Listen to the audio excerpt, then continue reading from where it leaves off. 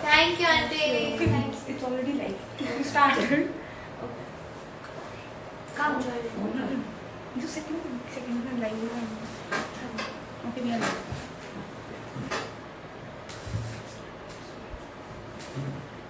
So, lately we've been hearing people talking about how their partner gaslights them or how they feel stuck in their relationships with their partners. And they feel as if nothing's real and they believe that their partner is a narcissist. So in today's conversation, we will be talking about what gaslighting is and how does it feel like when we're being gaslighted. So today's dialogue is between Ms. Shivangi Gupta, who is the founder of the Mind Veda, and she has completed her master's in psychology from the United Kingdom. The Mind Veda is a team of clinical psychologists, counseling psychologists, and as well as psychiatrists who provide mental health services at an affordable cost. And next we have Ms. Palak, who is an MPhil clinical psychologist trainee at National Forensic Science University, and she has worked with various clients who were in toxic relationships and helped them to work on it through therapy. So I will be passing on the mic to Ms. Palak now. Thank you, Nandika, for such a nice introduction. And firstly, I would like to start by saying that last year or something, I had this discussion with Shivangi over her startup. So a year back, it was just an idea, and she was so determined by that, and we were like planning it and all of how to go about it. But nevertheless, even though from last year she has faced multiple ups and downs, no matter what, she fulfilled her dream, I think at the age of 28, she started becoming an entrepreneur, not just a psychologist, but also an entrepreneur. I think it's a big thing for anybody, any mental health profession. I think she has proven the fact that if you have a dream, you can achieve it by anyhow. You just need to be focused, determined, and have all your hard work put into play. So I think I really have to congratulate her and the entire team of Mind Veda, and thank you so much for providing me this platform to share and put forth my ideas. Thank you. Thank you so much, Palak, for this lovely introduction. I wouldn't have done it actually without Palak's support. So today we have a first talk on a topic which is really prevalent these days, and we have been hearing people complaining about their relationships and how their partner has been gaslighting them. So we'll be having a small discussion on what gaslighting is, how it works, how is it related to narcissistic personality disorder, and then if you guys have any questions, you are most welcome to ask Ms. Palak any question. She's an expert in relationship counseling over here. So let's start. Alright. Yeah. So my first question for you, Ms. Palak, today is that how do we identify a person with a narcissistic personality? Right. I think narcissism has a lot to do with a falsification of sense of superiority, the superficial sense of superiority that they demonstrate throughout any kind of relationship. And so much so that they are preoccupied with their own narrative and own conversations, and also amplifying one's own ability. They're not very realistic in terms of what their strengths are, what their weaknesses are. They will just amplify their strengths. Oh, I can do this, I can do that. False promises, false acquisitions. When you're dealing with a person who in a narcissistic, with regard to narcissistic traits, I think it has more to do with maintaining a sense of superiority and making the other person feel inferior about themselves. That they would feel a chronic sense of, emptiness and inferiority in their own abilities, and they start questioning themselves that can I do this or can I not, and ultimately so much so that they make it to a point that they give in to their reality. So narcissistic people are again having a sense of superficial superiority, and initially what they will try and do is that they will empathize with you so much, even on minor issues, that you will feel that this person is really attracted to me. But ultimately, over a span of time, you will start exploring that it's becoming all about them and you are nowhere left. So narcissistic person has a very, I think, very detailed form of plan and employing techniques of manipulations, especially in terms of interpersonal relationships. So further, I would like to hand over this to Shivangi. Okay, so for Miss Shivangi, my question is that what are the most basic narcissistic traits that can be observed in romantic relationships? Okay, so let's see what are the basic traits we find in a person when it comes to narcissism. So the first thing is that they have a habit of manipulating a lot. Second thing is whatever relationships they get into, it's always but they try to design their relationship in the way that it meets their own needs and no one else's. It is about them. The entire relationship is about them. The second thing is they gaslight a lot. They will project a lot. There's a lot of projection involved. Especially when you're in a relationship, it's like two people coming together. But generally what happens is that in narcissistic personality, there is no separation when it comes to identity. It is all about the other person and their needs, because of which there are lack of boundaries and they play around with it to a greater extent, so that you don't understand where there is a separation between the identities. Apart from that, people with narcissism, they tend to target people who have low self-esteem. More than that, who are highly empathetic, because empathetic people provide that validation that a person needs in a relationship, and a person who is really vulnerable and play loose with the boundaries. So these are the certain characteristics of it. Okay, so the third part of today's thing is that what kind of childhood experience causes or leads to narcissistic personality disorder. Okay, so there are no scientific evidence when it comes to why a person develops narcissistic personality disorders, but there has been certain aspects of it where people have said like these are the experiences that led to narcissistic personality disorder. So first thing is that a family which has a lot of trauma, which is highly neglected, like children are really neglected in the family, there is lack of warmth in a family, there is lack of love and support, because of which there are a lot of issues. The second thing is that parents who are highly critical of their children, they're always complaining that the children didn't do that, the children didn't do this, because of which what happens is that these children, they develop a defense mechanism wherein what they do is they start projecting it in a way that it leads to a lot of narcissism. Then the third thing is that, okay, as a child, we tend to internalize a lot, in sense that anything bad is happening, we'd be like, you know, it is because of us. If our parents are complaining, it is our mistake. So because of which we internalize so much that we really don't understand how or where to stop having a negative self-talk, which also leads to a narcissistic personality. Then the last thing is that parents who are dependent on alcohol or any form of drug abuse, over there what happens is that they are not very confident in what is happening in their day-to-day life. So one day they'll be having a very happy family environment, and the other day there will be a drastic change wherein they'll be fighting, the parents would be hitting their children, there's a lot of family issues going on. So they don't really comprehend the emotions, what is going around, because of which they don't understand or able to read the room. And this is one of the classic traits of narcissistic personality, where they're not able to read the room. Once you understand, that is from where you learn. From our parents we learn what kind of emotions there are, and they don't get that kind of exposure, because of which also it leads to a lot of narcissistic development in a person. Okay, so for the fourth part, I'll hand over the mic to Pala.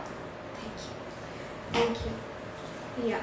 So now we'll be talking about what gaslighting is, and that's what Palak is going to talk about. So gaslighting, I think more or less all of us have come through articles related to gaslighting on the internet. It's been spoken a lot. I think there are articles, psychological posts that talks about gaslighting. A lot of people are using it very casually nowadays. Oh, I have been gaslighted, I have been manipulated. A lot of times the word is losing its sense. But I think when it comes to gaslighting, it has a lot to do with a larger social issue and not just a psychological component, because there are not just the person who is being employing this technique, but also the victim's life is getting impacted. So I think once we're using this term, we have to be very, very careful.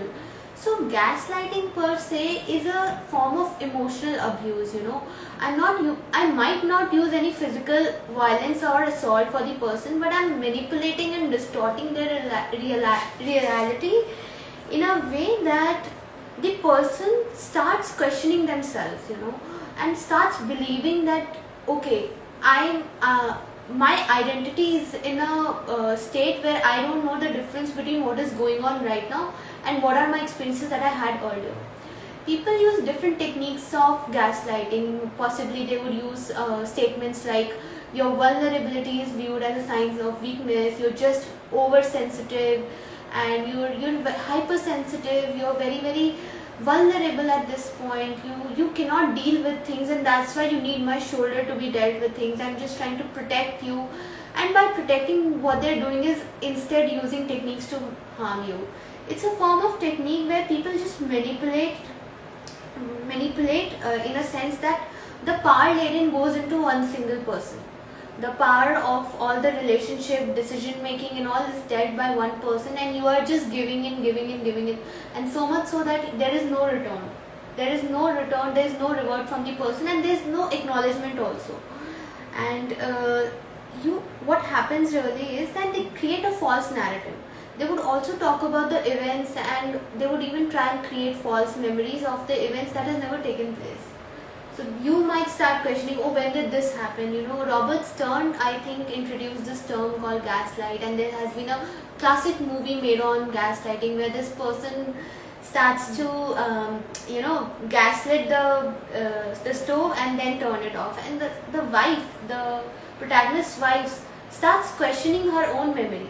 And over a span of time, he does it in a way that the other person starts questioning, what am I even believing, what is my reality and what is not, and ultimately feeling completely distorted and completely identity getting shattered. So gaslighting is a very, very larger issue that needs to be rectified, especially in terms of interpersonal relationships, because people at this point are using it too casually, I feel, but at times I feel the intervention requires for the victim also at a very large scale, and for the person who has been using it. They need some kind of intervention to understand the distinction between what is right and what is wrong. And these are form of emotional abuses that needs to be reported, and that needs to have some consequences. You can't get away with it. You can't be a charmer after doing all of this, right? So I think gaslighting is a form of emotional abuse, a form of torture, a form of sort of extreme form of manipulation used by mostly people dealing with narcissistic personalities in terms of interpersonal relations. So thank you, and I'll hand over further to Vedantika for further questions. Yeah. So this is for both of you. What would you say is the most basic component of gaslighting, and what kind of behaviors in a relationship fall under gaslighting? Shweta? Okay. So as I mentioned that there are multiple forms. Firstly, creation of false memory. They would talk about the events that had never really taken place. So you would feel that, oh my god, what am I even, did this just really happen? Was it that important that it has hurt the other person in a way that I could not even imagine? So a neutral event by a gaslighter would be fabricated and manipulated in a way that they will try and project themselves as victim. You would like to add further? You continue, then I'll add. Okay. And once you start giving in your own narrative, once you start talking about your own problem, the other person says that, is it even that important? Is it even needs to be discussed? And deflection is a form of classic techniques used by gaslighters, where if you're just talking about your own problem, they will divert you. They'll try and divert the entire focus that this is not significant. What you did last time was more significant, let's talk about that. and by the end of the conversation you will feel that, oh my god, where did it start from and where has it ended? Like, my issue has never been addressed, and rather I am the one who is constantly apologizing, who is constantly seeking validation.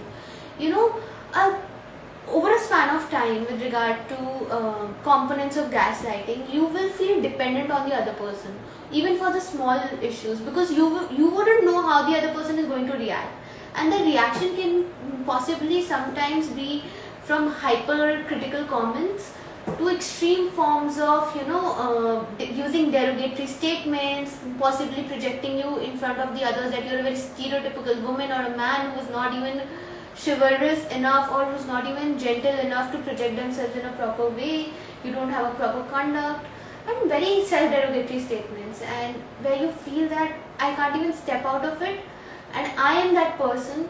I have started internalizing those traits. Over a span of time, when you start sharing your own story with that person, they will just change their body language. Oh, this is not even significant, I have much more work to do and all. So your assertiveness, your viewpoints are never even considered, and the time you start becoming assertive with them, that is when they retaliate the most. So these are common signs and symptoms of the behavior that they employ. I think further Shivangi can guide us and help us out with this point. Okay, so as Palak said that, so there are times what happens is when two people are sitting in a relationship and they are like, let's discuss about where the things are going. Let's talk about that, whether there is future or not. So what they will do is, because firstly they want that dominance, and over here the power dynamics seems to shift. In that case, they bring up something that happened maybe 4 years back or maybe like 2 months back in your relationship, and they'll be like, but what you're talking about right now is not really significant, because you know what, how can I decide where the things are going when 2 months back you were not even considerate about my feelings, which you think is sort of stupid. And this is a very good place where you as a person, other partner as a person, should be assertive and be like, no, let's talk about this point. What happened 2 months back, let's leave it in the past. It had to be sorted out then. You are bringing it right now because you don't want to discuss about the future of this relationship, wherein everyone in a relationship looks for security. The gaslighter would be taking away that security and later on providing that to you by love bombing, which is my next point. So what happens is that they will come up to you and they will behave as if they are the most kind person on this planet. They are the kindest person you can meet. They are the most loving. They'll use statements like that, you should be glad that I am in your life. Otherwise, what would have you been doing? You would have been single. You wouldn't have a future. But because I am there, so because of which I am going to give you that security. And what happens is that the other partner gets really happy. Oh, my partner is changing. Okay, let's give it a chance. Then it goes into a cycle of false hopes, because it will happen on a week and the next week again the person will go back to their own self. Why? Because that's their personality. You cannot change a person's personality, but you can work on their actions. And when you know that their actions are causing a significant amount of issue, in that case, being assertive is the best thing a partner can do to themselves. Okay, the second thing is what happens in a relationship is there is a lot, in certain relationships, there's a lot of codependency. What do we understand by codependency? So what happens is one partner would be designing their life, their moves, their career around the other partner's need. So for instance, there's a couple and A is a guy who's a gaslighter and B is a girl and she wants to maybe shift to a better city for their career. And they know that she knows that she has an opportunity, she has got it and everything, but the guy's career is maybe settled in the city they are living in right now. So she will get away from that place. Instead of going and grabbing the opportunity she has for herself, she will leave that and definitely go for the guy's need. Because this is what codependency is. Everything is about the partner. Now what happens is when you are in a codependent relationship, there's a lot of insecurity, there's a lot of anxiety. It feels like you're always walking on eggshells around them because everything in a relationship is about the gaslighter. So this amount of codependency is something on which a gaslighter will feed. They will provide you with the security, they will take it back. So it's a loop that a person gets stuck in and then they feel like as if there is no way out of it.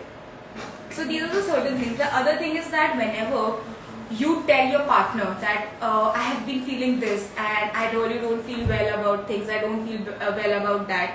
In those cases, what happens is that they will not understand your state of mind or how you are functioning. Rather than it will be about, okay, this is what you feel, I don't care about that, but this is what I feel, so let's talk about my feelings, and rather than yours. So what happens in these cases, if you are with a partner who's a people pleaser, in that case what happens that because that personality is to please the person, so you start talking about their feelings. So everything in a relationship would be about that gaslighter or that narcissistic personality. Now we have Vedantika again for more questions. Of course. That was really insightful, Pranali. Thank you. It was really insightful actually. Okay, so my next question is for Palak. So, how is gaslighting linked with narcissistic personality? So as I spoke about narcissistic people, what they do is that they try and maintain their sense of superiority. And gaslighting is actually one of the forms of techniques that they employ to maintain a sense of superiority, because how will I maintain a sense of superiority if I don't manipulate the other person? So I have to in a way distort and I have to sort of manipulate their reality in order to maintain my sense of superiority and my sense of power of their life. So gaslighting is actually one of the techniques that they again employ in their day-to-day life per se, because in order to maintain that the person should not leave them, the person should stay in that particular relationship, but the person should also not have a say in that relationship. So the person is actually a puppet who is serving my motives. So gaslighting, along with the other forms of techniques that they use, superficial charisma and probably demonstrating yourself in a way that the crowd is completely, driven by you and completely sort of feels that what kind of a person, the overpowering personality he or she is. And other techniques would involve again projecting yourself in a very victimized kind of manner. So gaslighting is one of the ways that narcissistic people use in order to be in that relationship, maintain that person in that particular relationship, right? So gaslighting, I feel, has a lot to do with narcissistic people. These are over a span of techniques, over a span of time learning and improper learnings actually, probably in their past that they have seen somebody using certain techniques like that, as we spoke about social learning in our theories, that how early childhood experiences, lack of parental reinforcement, and reinforcement means encouragement on wrong and inappropriate behaviors can lead to people develop narcissism and use of such techniques like gaslight and all, because they have learned in their past, they have seen somebody using these techniques. And a lot of improper defenses, like all of us employ some sort of techniques to deal with our own realities, but with these people what happens is that their reality is too too anxiety provoking to be dealing with, and they cannot accept their reality. So what they use is that they use a very maladaptive defense mechanism to deal with that reality, probably using some sort of, they create their own world. I might have a very harsh and critical environment where people are constantly rejecting me in my early years, so I am creating my own reality, my own sense of crowd, my own sense of people who can be vulnerable with me. Over there I can have a power dynamics, I can actually exercise my power over them, I can actually manipulate them, and I can be superior. So they overcompensate. So I think narcissism and gaslighting are the two concepts which needs to be interlinked, which needs to be understood for mental health professionals as well as the people outside. I think that's what the talk is all about, that interrelating to it with the common audience, with the ordinary people, for them to understand and rectify it, right? I have something to add. Yeah, So sure. what I'll just explain it or try explaining this link through an example.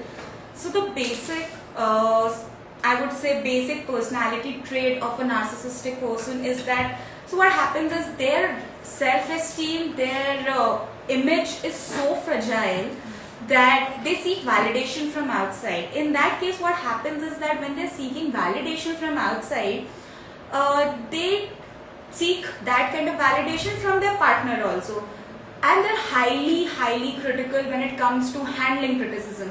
So what happens is, suppose there's a couple and A is a gaslighter and a narcissistic person, whereas B is the partner.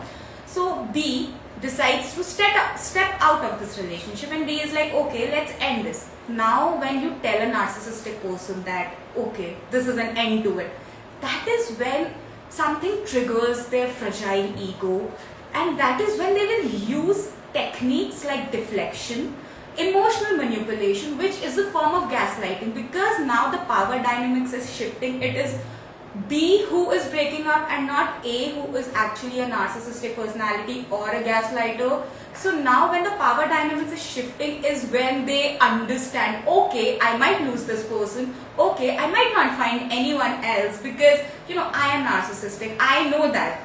Even if I'm not aware of it, she was or he was working out with me and handling whatever I was giving in on the plate, but now it's not happening. So in that case, what will happen? So that is when they will again change their manner and they'll behave in the best possible way. Eventually, B would be like, okay, let's give it a chance, and again it comes back to a loop. So this is something I would say is the best way, or one of the best ways to handle or understand gaslighting with narcissism. But yeah, if you guys have any points or questions on it, we are most welcome to hear it, and we would also love to know if you would want us to emphasize on any of the other points. Definitely. So I think there's a question, Shwangi, which talks about how to overcome depression caused by loving other more than yourself. I think, would you like to take it up? Okay, so I can try. So the thing is, if firstly, it depends what kind of a person you're talking about. What kind of a relationship is this? Is it like relationship with your parents? Is it like relationship with your partner? Is it like relationship with the siblings? Because see, what happens is that every kind of relationship has an impact on us. Every kind of a relationship will come with a self-talk which depends on the relationship itself. So for example, if it's a romantic relationship, it's with your partner. In that case, if your partner is like, okay, you are highly sensitive as a person, and then you start questioning yourself in the sense that I am not highly sensitive. I have always been very emotionally strong. Why is this person saying that? Okay, I love this person. Maybe this person is seeing more in me than I am seeing in myself.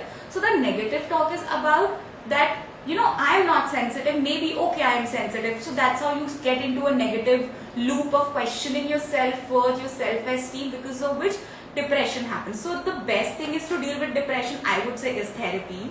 And therapy is going to help you with a lot of reflection when it comes to understanding yourself. Once you are self-aware, you would know how to maintain boundaries, be it any relationship. So for instance, when it comes to parents have expectations from us that, we should be high achievers, we should be performing really well, we should be doing extracurricular activities and stuff like that. But now the kind of self-talk you will be having is that, okay, I am trying. It's not that I'm not trying. This is the kind of self-talk that we should have. Okay, I am trying. You would try to sit and talk to that person. It's not that I'm not trying. I'm trying. But there are certain limitations to me also. But rather than doing that, we are like, okay, maybe we are not that good enough. Because yes, my siblings are achieving that much. My parents did achieve that much. But what about me? Maybe it's about me now. Then again, that kind of self-talk is negative. So every self-talk has its own consequences, but the main thing, it all will lead in some or the other form of depression, for which therapy will help.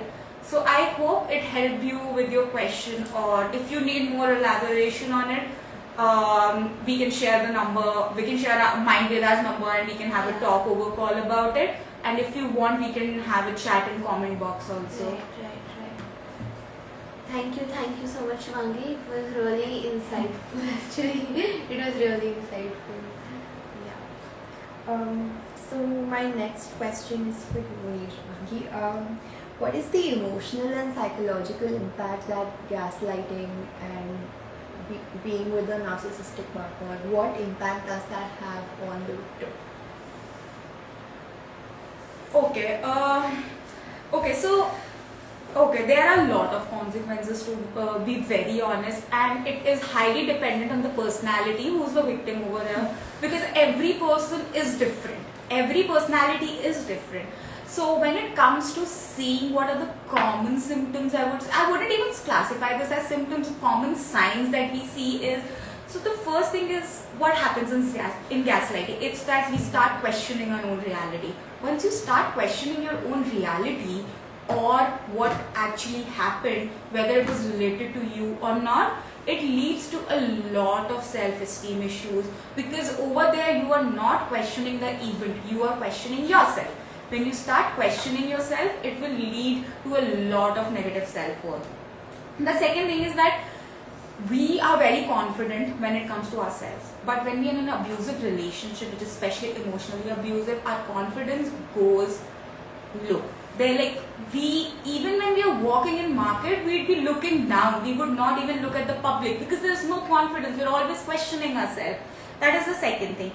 Third thing is that we start believing ourselves that we are very sensitive, that okay, it's my fault, it's always my fault. We'll find ways to defend our partner. Like if suppose for instance, I'm in an abusive relationship where there's a lot of gaslighting, and if Palak will come and tell me, it's your partner's fault, I can clearly say, because Palak is a third party over here, she can see it objectively, whereas I will not see it objectively. But then I'll be like, no, maybe he's going through a hard time, or maybe he has a lot of work on his plate, that is why he's behaving like this. So I'll be constantly defending that person rather than realizing that, okay, maybe Palak is right about it.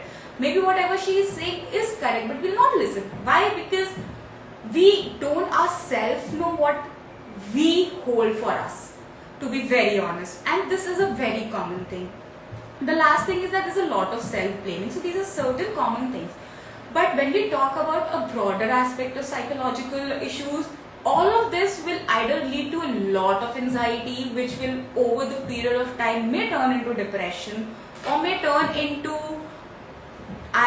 anxiety disorders, I would say, or any form of disorder it could lead to. So all of this, if you compile it together and to have a broader understanding of psychological impact, is depression, anxiety, any other disorder if Palak would like to add in this.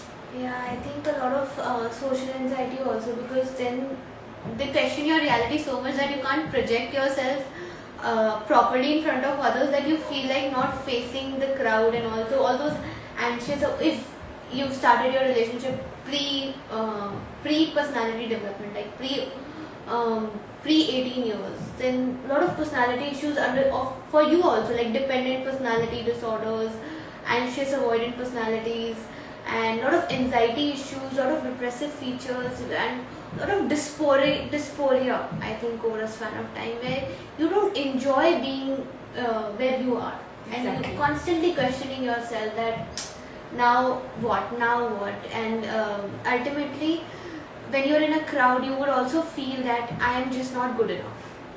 Exactly. Because you're made to believe that. That you're not good enough. You're not good enough. Exactly.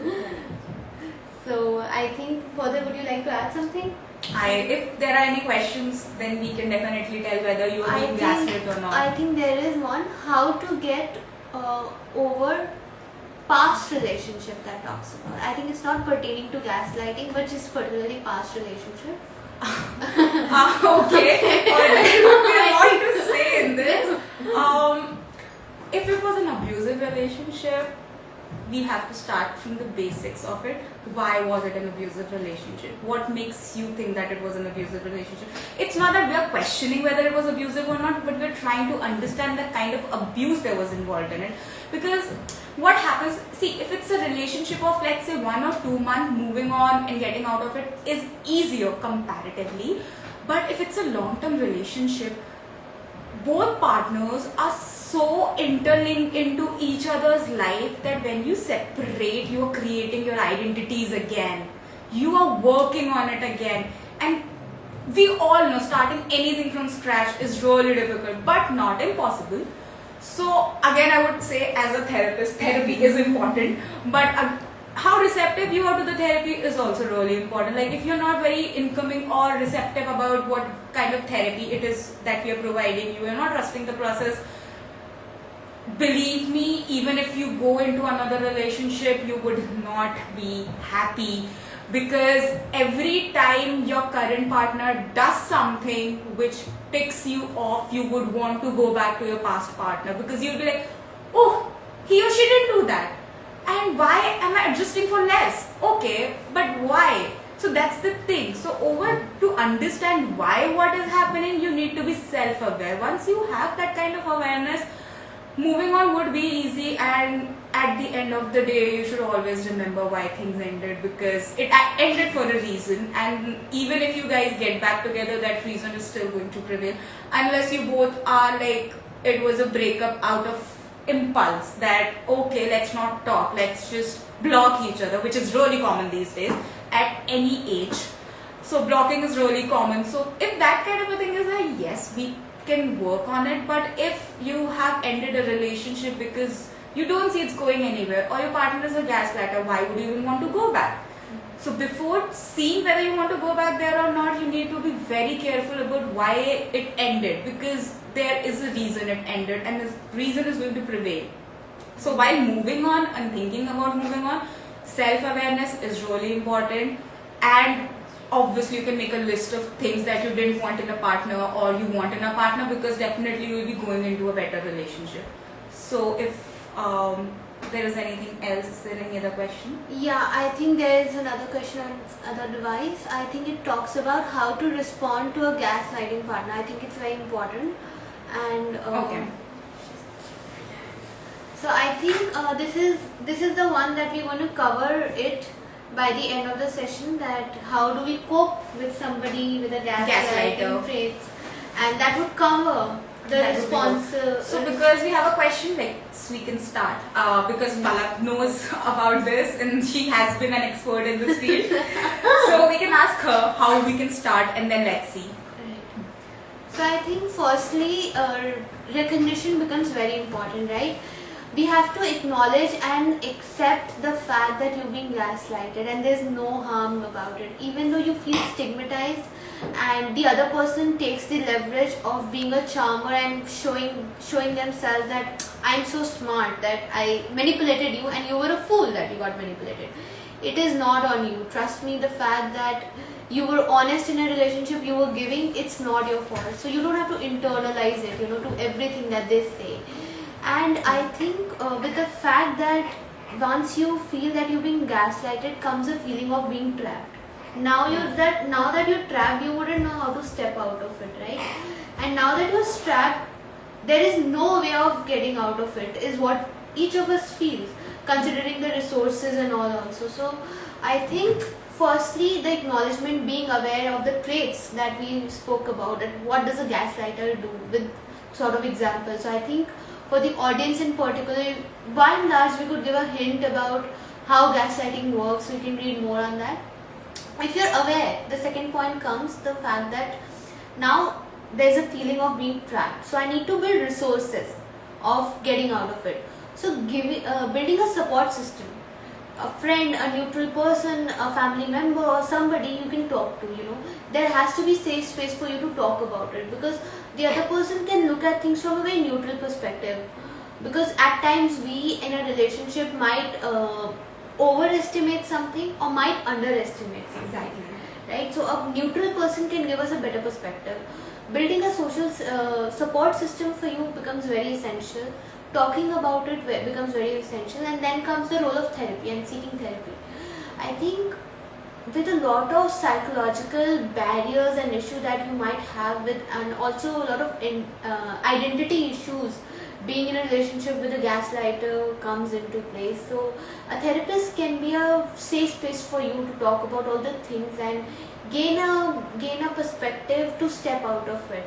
I think that if it's going on a very very sort of physical assaults, or it's going towards some kind of property damage, some kind of extreme form of manipulation, an extreme form of questioning the reality, harming yourself. So I think.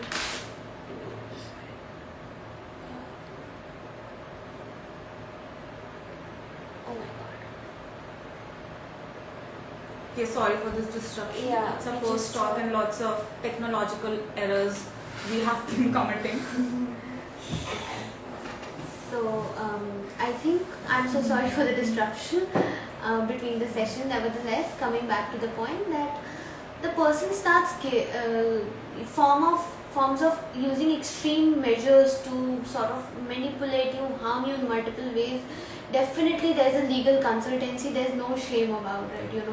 Even though we might not aware of a lot of laws, and we might consider that this act has no law-based intervention or no anti-action against it. You can actually talk about it to the law agency, to the government employees like the officers and all, and they can help you out with that, because any form of manipulation or harm caused has some I think some consequence to that. Exactly. Right? And then stepping out of it would involve building a support system, seeking therapy, starting to meet other people, gaining insights, reading more about it, and confronting the person. Confronting the person would involve not just immediately, starting to question, and then because they will retaliate, and they might retaliate in the manner that you would not be able to take Exactly. it. Yeah, that's So I think confronting over a span of time that what you've been doing, and they need evidences for that. They'll just start questioning you that, oh, do you have an evidence? So I think you need to keep a track record of the things that they have said to you, the things that they have done to you, and you need to confront them, tell them, and be assertive. Yeah. You can't be aggressive with them, because then again they'll put you in that guilt trap. Exactly. So I think assertiveness becomes very important, that this is the behavior I will not tolerate. And over a span of time, you've been testing my boundaries, but these are my boundaries. Either you respect it or I'm stepping out of it. Being very, very assertive is when they get that no more I can be using gaslight to manipulate the other person. Exactly. So I would Right. add something to it. So when people say that, okay, we are in a relationship where we are being abused or there's a lot of gaslighting, but how come therapy is something that's going to help us? Because after all, it's a choice that we're in this relationship. So let me tell you how therapy will help you. First thing is that therapy will lead to a lot of self-reflection. When there is a lot of self-reflection, there is something known as being self-aware. You are self-aware, you learn how to set boundaries. So for instance, a person doesn't know that that they are uncomfortable with, let's say, their partner checking their phone, because if a person is narcissistic, they have a habit of checking their partner's phone because there is no trust, obviously. And the partner is not comfortable, but the partner is also not saying anything because obviously it's like walking on eggshells. So in that case, how you set boundaries by being assertive is where therapy plays an important role. There's one form of therapy where we actually teach our clients how to use effective communication. Communication has its types, has its kind, but there is something known as effective communication, which leads to healthy boundaries, which I don't think many of us know, and this is where therapy comes in. The other part of therapy is that the loss of self-esteem that has been there throughout the journey in a relationship. How do you recover from that? Once you've already built a very negative self-image about you, your self-esteem is low, your confidence is low. How you get out of it? Because that is a part of your personality. Then again, therapy will help you to regain that confidence. We are not saying that we are going to guide you to regain it, but we will create that kind of self-awareness around you, which will help you in regaining the personality you had before you met that past partner, because that's really important. Again, that question that was asked about moving on from a relationship, this part really helps by making your self-esteem work again. That is one of the most effective ways of moving on, because a breakup will lead to loss of self-esteem. So these are the certain things how we can cope up. I think we have certain questions. So we got this question, Shivangi, which I would like to ask you. That it's just that so one candidate has asked, it's just that a guy I've been talking to 24/7 ghosted me suddenly after I said I love you to him, and I can't focus on anything else except him. I'm miserable right now. Okay, so technically I wouldn't say gaslighting and ghosting is connected, because ghosting means the person is gone. Gaslighter will keep coming back. Ghosting is altogether a different thing.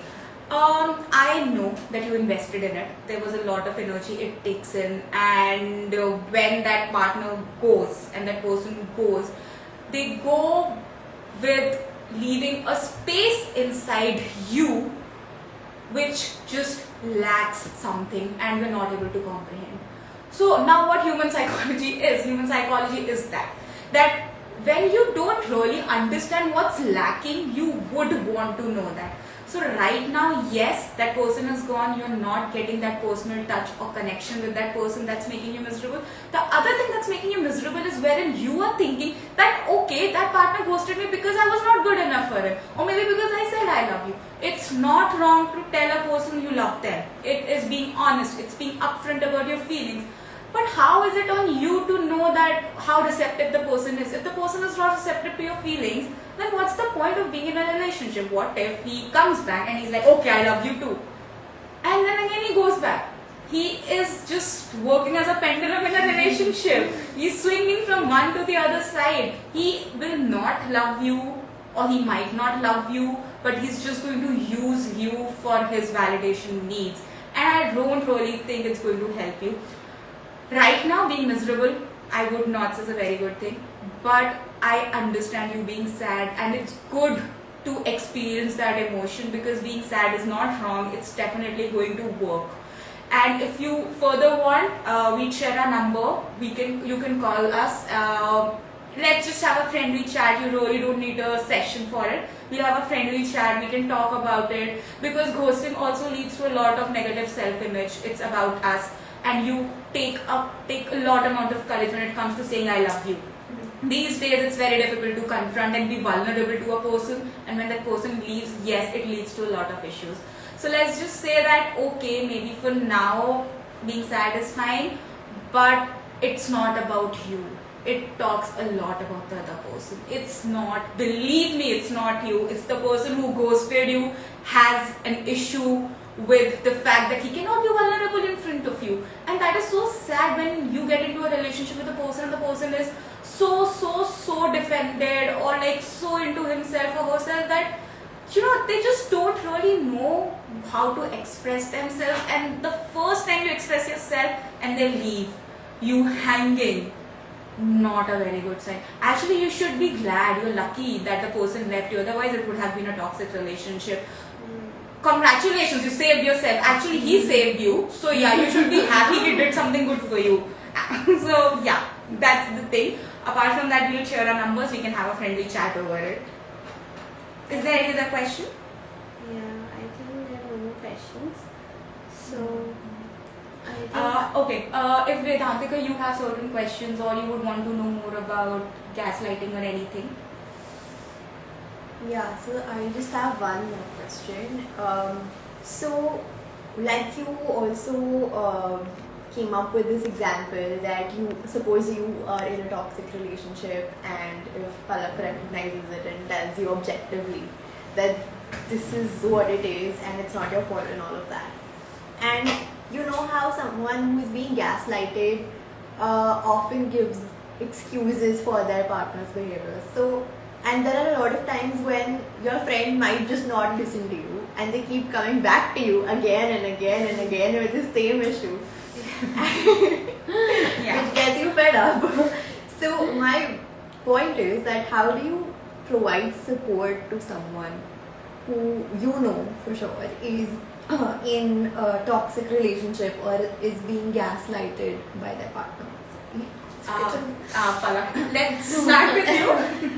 I think most of us have witnessed this situation with regard to a friend or known person, you know, where we can see things from a neutral perspective, but our friend is attached and having that bond that sometimes it's difficult for that person to see. Right. You know, even after multiple explanations and all, they're not able to detach themselves from that toxic person. But I think that's where the role of friendship comes, you know. Yeah. Yeah, I think that's the beauty of friendship, that no matter what, I think a true friend, despite knowing that, you know, you're going back to square one again and again, will not leave you and will not judge, and they will help you if given a thing that that person is not getting it 4 times, 5th time, fifth time is the time that the person actually rectifies and starts acknowledging, because at last they are being victimized. So ऐसा नहीं होगा that at any point in time they are not able to acknowledge it over a span of life, because ultimately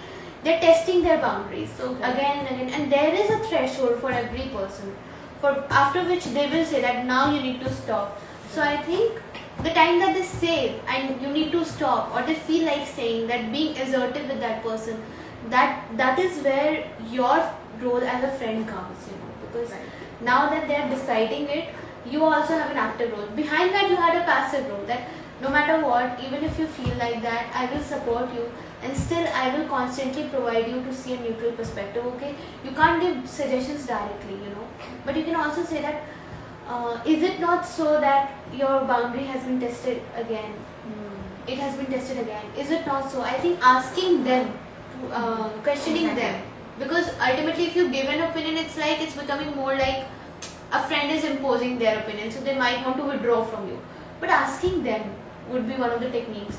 Over a span of time, when they feel like taking an action, that is where you would be needed strongly to be there by their side, because that is when the person is ultimately feeling the most lonely. Exactly. Yeah. Because they're going to take a huge step. They're going to take a huge That's step. true. They don't know. They're very apprehensive whether the outcome would be positive, whether the outcome would be in their favor or not. But at least they're deciding something. So I think that is where, as a friend, you need to help them and be there. That no matter what, I'm proud of you, and you will come out of it. And I think having that sense of hope that tomorrow will be better than today gives a lot. Definitely, I understand. That's true. Gives a lot of a feeling that no matter what, I'll be able to come out of it. And we've seen that hope and faith are the two components that help people revive out of any condition. So I think this is the condition where people can definitely recover from, even if it takes no matter how much time. Shivangi, would you like to add? Yeah, we are getting questions. Okay, so Vedantika, the other thing that you can do for a friend who is going through a lot of abuse is that self-reflection, as Palak said, is really important. Apart from that, like what happens is that that you are so emotionally drained out that you don't really understand what's happening, even if your friend is telling that. So at that time, I'll just say, just lend your shoulder, let that person cry it out, vent it out. Once the venting process is done, maybe then is the time when we start with self-reflection, and then we can help them to get out of it.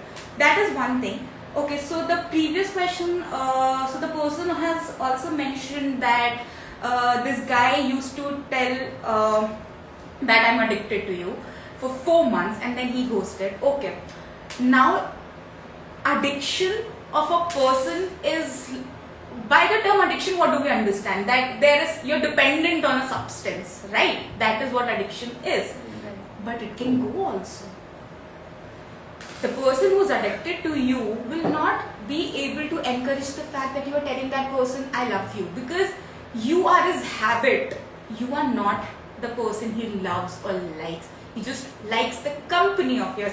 I think I was having this conversations few days back with someone. I was telling that person there's a difference between you saying that I enjoy someone's company and you saying that I like you.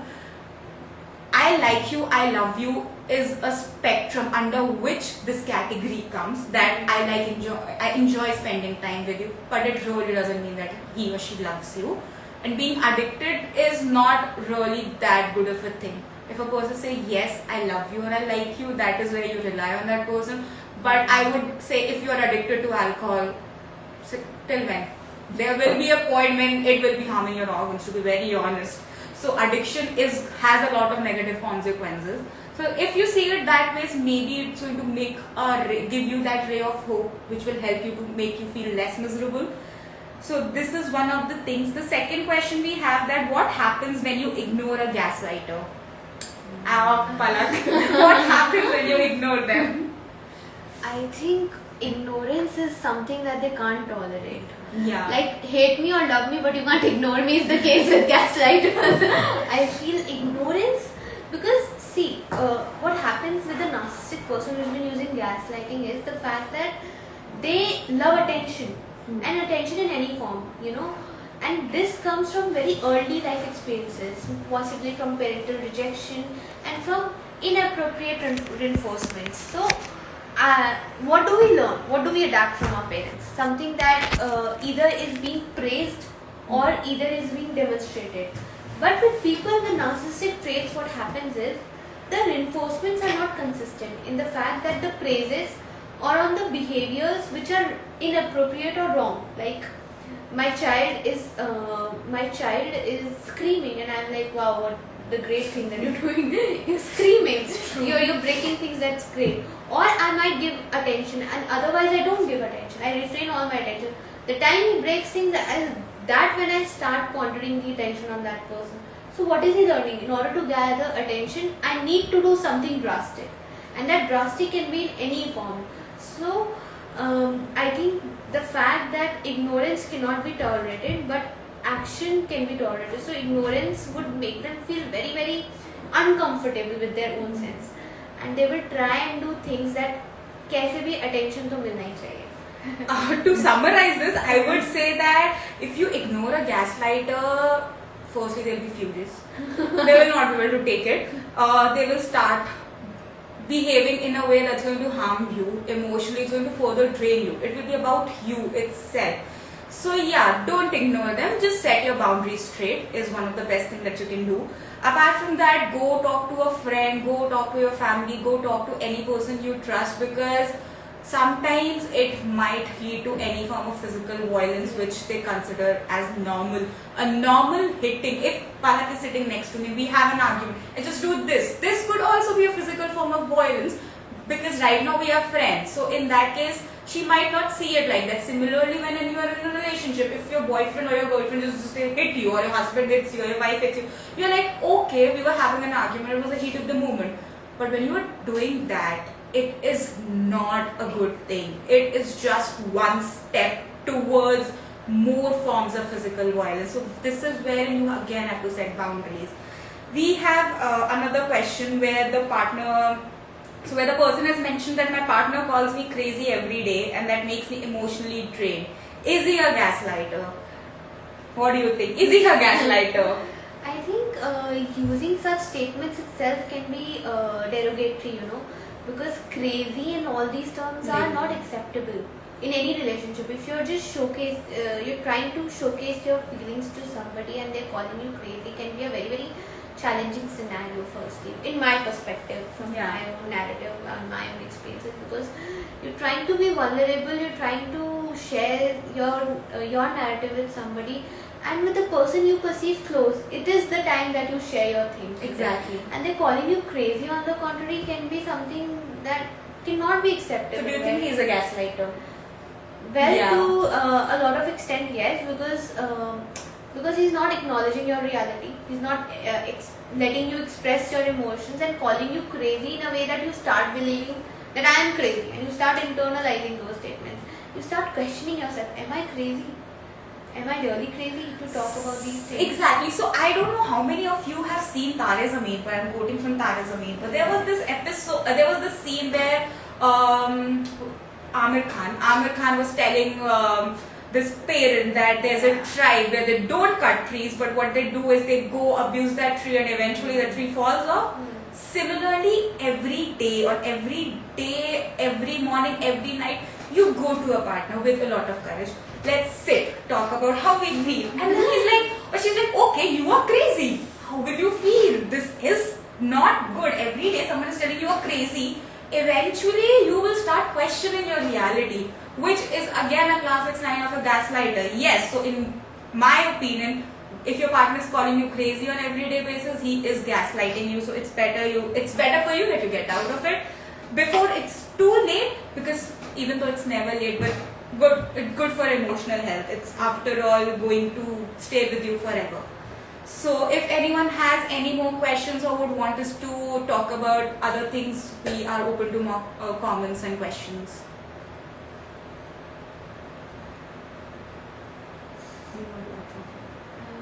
I think the fact that you spoke about that, using derogatory statements is very important, because somebody who's been calling you crazy was sharing things of your own and over expressing your own emotions can be very, very impactful in a very negative way.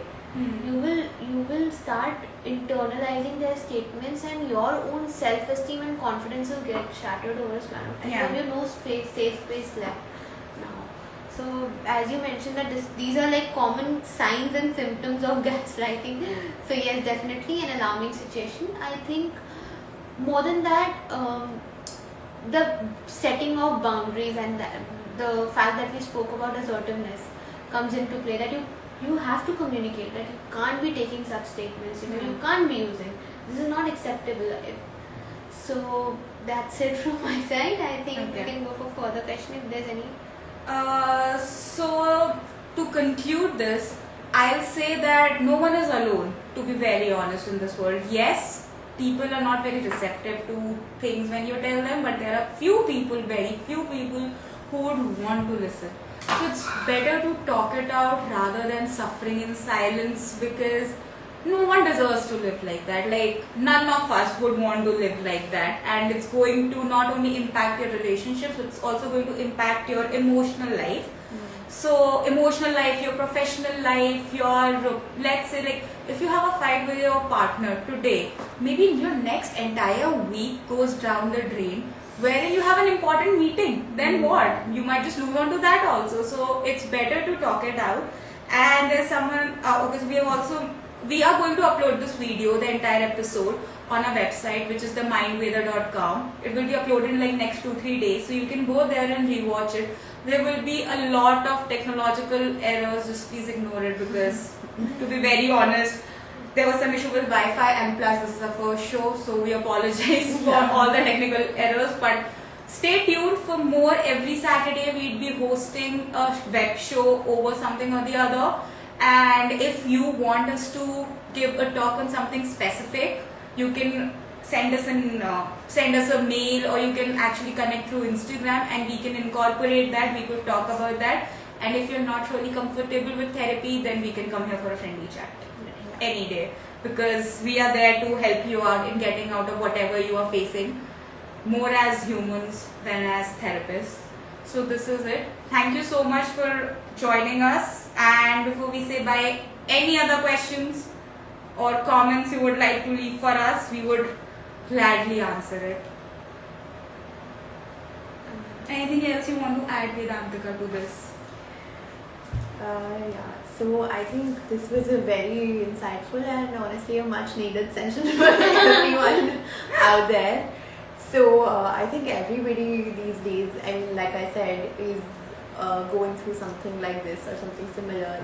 And so yeah, it's important to talk about these things, initiate a dialogue, talk to the people you trust, and yeah, please stay tuned for more content from our side, and we'll see you soon.